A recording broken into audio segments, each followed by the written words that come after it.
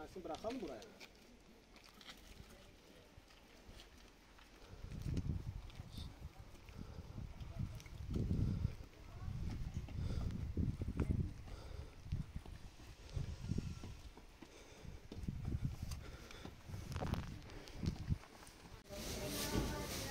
Başka ne verecek?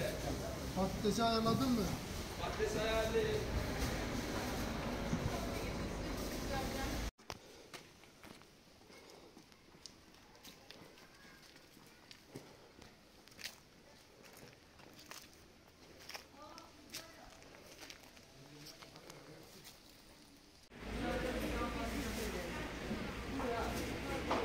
Araba uzak duruyor. Ver. Peki ver.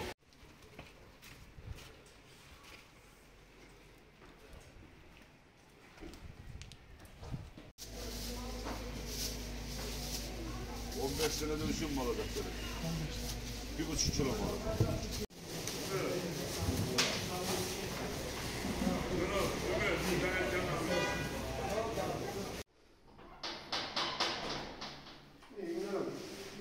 Alparslan yapalım. Doğru mu? Ama meyve sebze şeyimiz var. Şöyle bırakalım. Bir imza atacağım.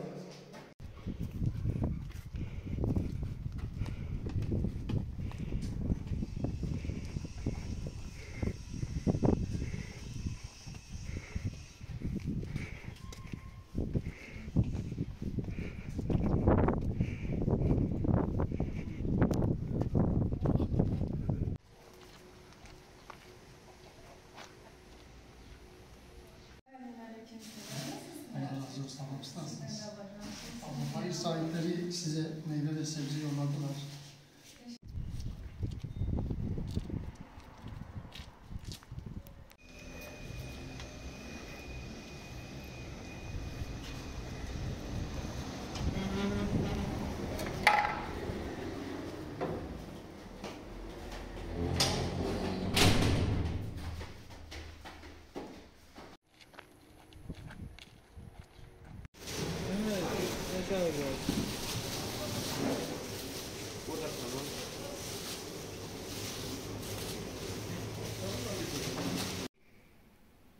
Yetimler Vakfı Gümüşhane temsilciliği olarak yardım çalışmalarımız devam ediyor. Bugün bir değişiklik yaptık ve ihtiyaç sahibi yetim ailelerimize meyve ve sebze paketleri hazırladık. Bunun için hayır sahiplerimize çağrıda bulunduk.